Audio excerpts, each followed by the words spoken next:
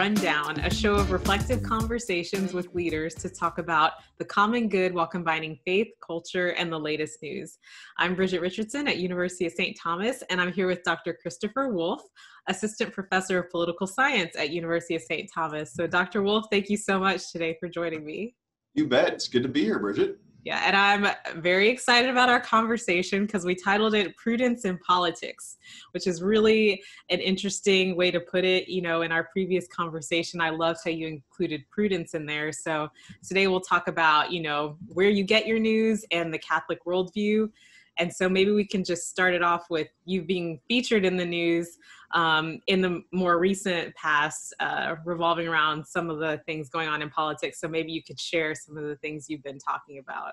Sure. Yeah. So I've had the good opportunity to represent the school on TV recently, which I'd never done before, but having come to St. Thomas, I think our political science department has a good reputation. There were other professors before me who used to do this, Dr. John Taylor in our department.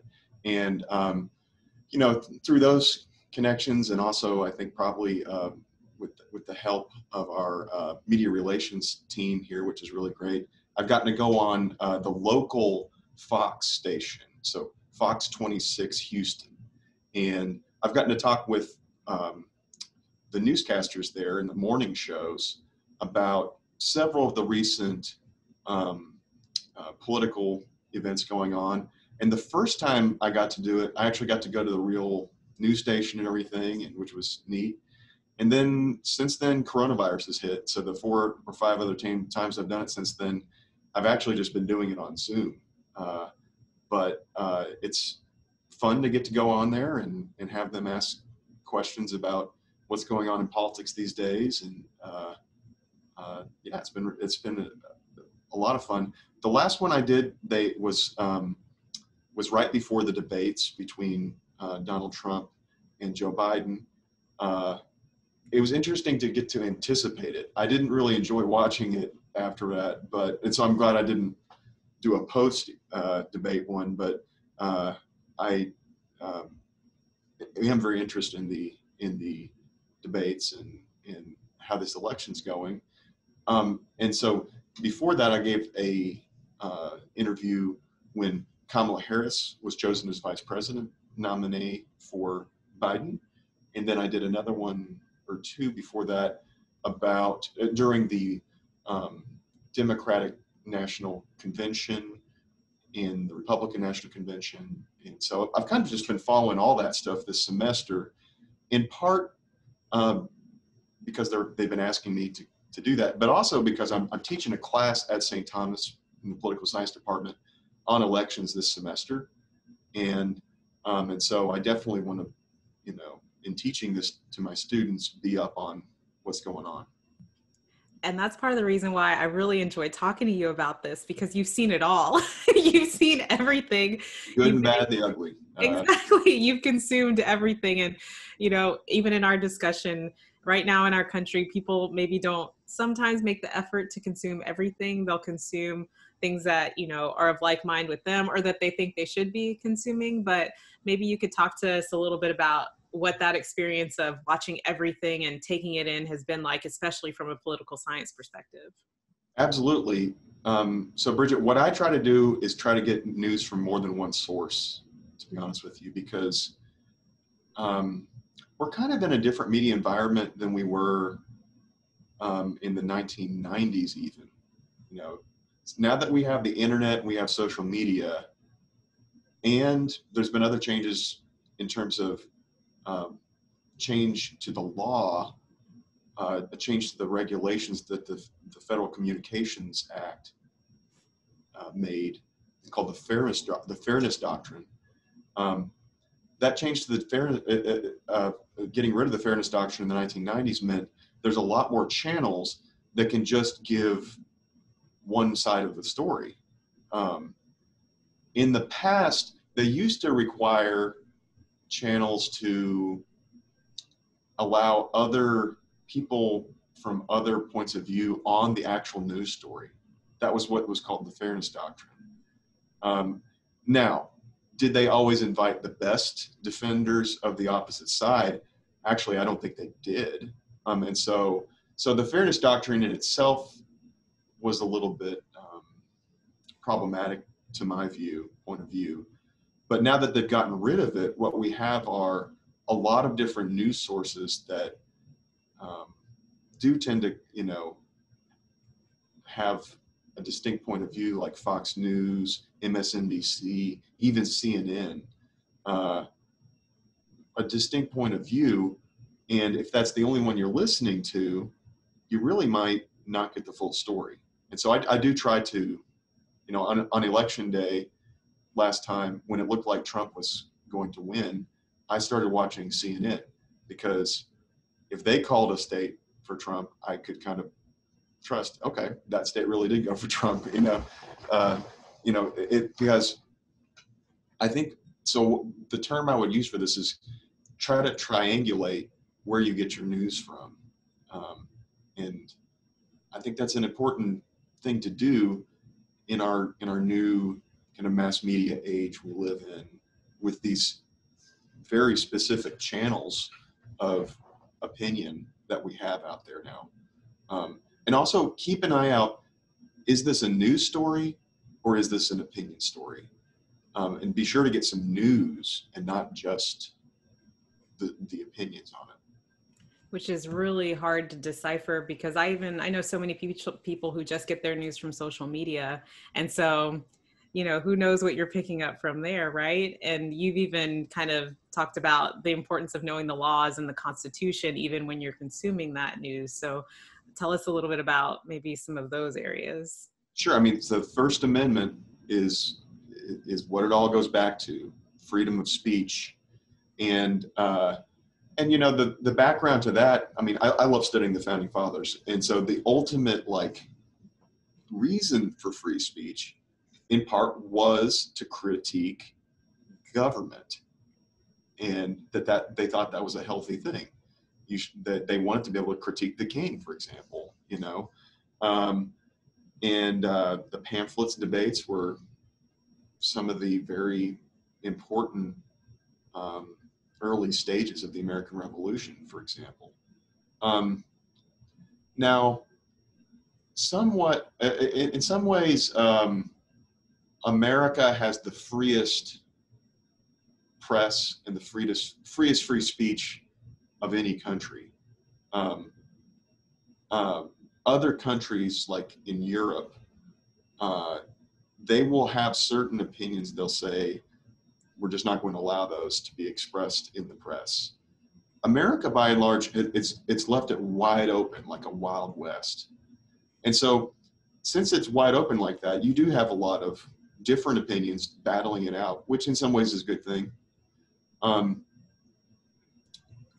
Another thing that kind of drives it sometimes is a profit motive for newspapers wanting to sell newspapers. So they'll say interesting things that grab your attention, maybe not the full truth of the matter, but they're interesting. And so that's something that kind of drives it, is wanting to sell newspapers, for example, getting a scoop on a story, telling it first. And so we have to be aware that that is sometimes what the media is being guided by, and especially with their viewership. So that's another reason, I think, to be aware of where we're getting our news from, and be a little bit critical of it. And so that's kind of my basic outlook on it. I taught a class last semester on politics in the media, and it's very interesting to study the history of the First Amendment, and also to study media itself. We read a really interesting book that I hope the people in this program get to read sometime. It's called The Medium is the Message by Marcia McLuhan. Marcia McLuhan was a Catholic media studies guy, in the 1960s, and he really was able to predict in interesting ways a lot of the things that would happen in these developments in the media that I'm talking about now. And he's famous, and so that would be an interesting one for the people in this program to read. I think is check out Marshall McLuhan sometime. He's a really interesting read.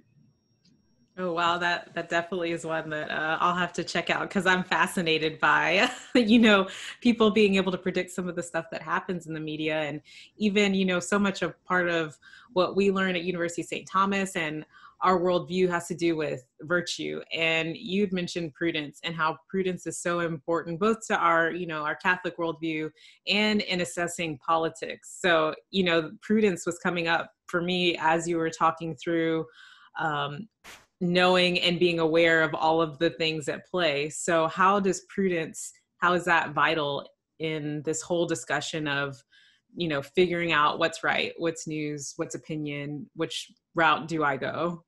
Right. So predictions, when we're talking about human behavior, I mean, human beings can do all kinds of things, and they're kind of erratic sometimes, but there's certain things about human nature that are permanent, though.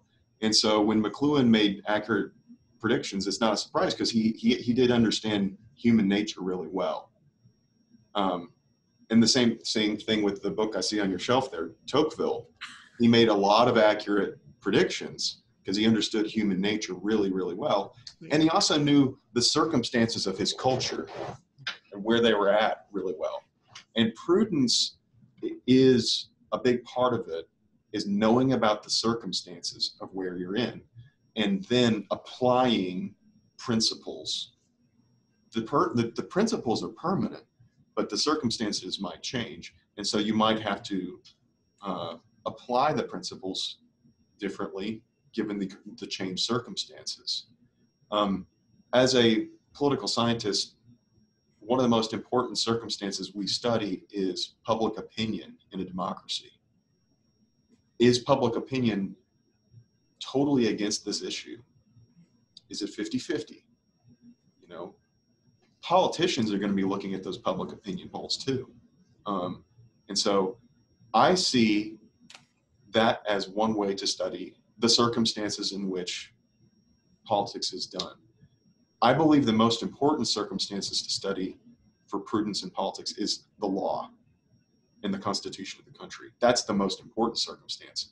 Public opinion can shift a lot, but the law is actually a permanent fixture of the circumstances into which we do things in politics.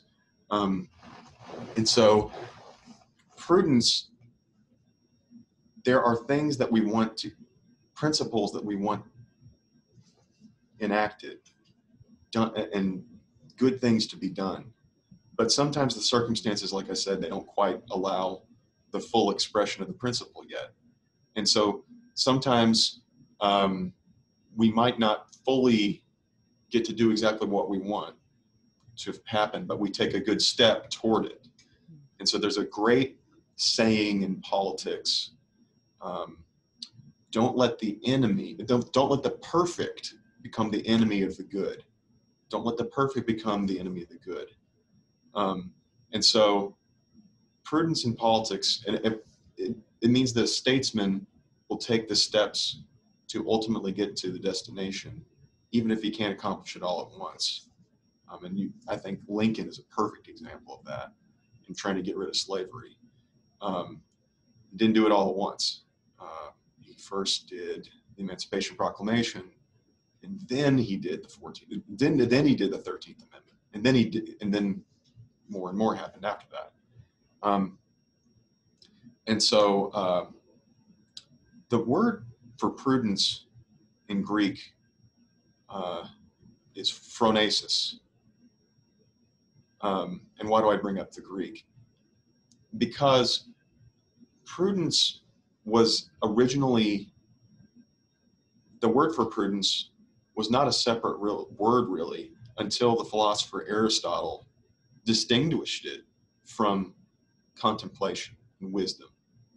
Is there a difference between wisdom and prudence? They're actually is, because wisdom, it's knowing things about the world, the universe, and ourselves, but maybe we don't actually act on it. We might just be a wise person, but just, necessarily act on it. A prudent person necessarily does act, because the conclusion of a practical syllogism is action, not just a piece of knowledge. The conclusion of a syllogism and theoretical is knowledge, but it's actually action. And so,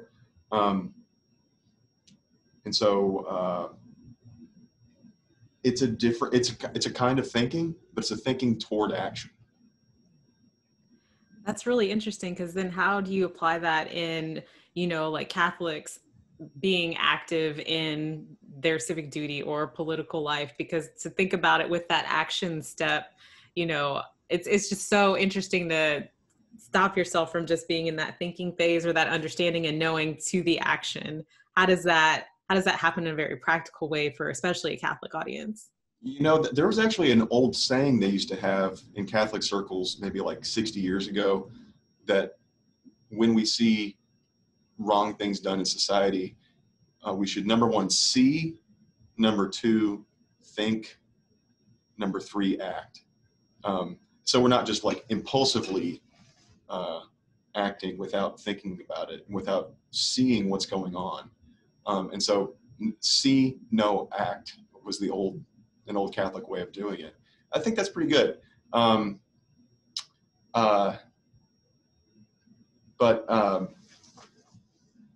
So it means we need to learn more,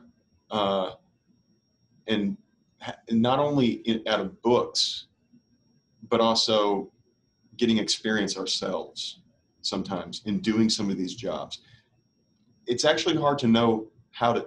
It's hard to do certain things unless you have experience. I mean, to be a coach, to be an actor, to be a teacher, I mean, you can read about doing those things a lot, but until you actually get some experience doing those, it's very hard to know whether you'll be good. I didn't know if I was going to be a good teacher. I still don't know if I'm a good teacher, but until I actually started to try to do it, and then I found out I liked it, and so if you can do internships or volunteer work, even you're getting experience that you simply can't learn from books sometimes. Right. And I think that's true of even some of the service learning activities when people get experience volunteering just with different groups other than themselves, right? You get that experience and sometimes it's life-changing for people, but then you can incorporate it because you see the world differently. And of course, that is going to go into how you might see politics or laws or the Constitution, right? That's true. Very true. Well, Dr. Wolfe, thank you so much for talking to us about prudence in politics. Are there any closing thoughts that you have, moving forward into an upcoming election that people are a little probably nervous about? There's been some contention, but hopefully there are people of goodwill trying to just, have a good dialogue on it. Yeah, Bridget, I'm amazed we're already out of time because I was having so much fun talking about this stuff, but no, I just think, with all elections, and we need to see the people we disagree with on different sides of the political spectrum as not enemies, but, just maybe people we don't agree on a topic with. And so with malice toward none, with charity towards all, as Lincoln would say. That is perfect. So thank you so much, Dr. Wolfe, again, for sharing with us. And I bet your students are really excited to be taking that course right now, especially during this time, and have someone who can speak to them in a very understanding way and help them see both sides of everything. We're having fun. Yeah. Thank you. Thank you.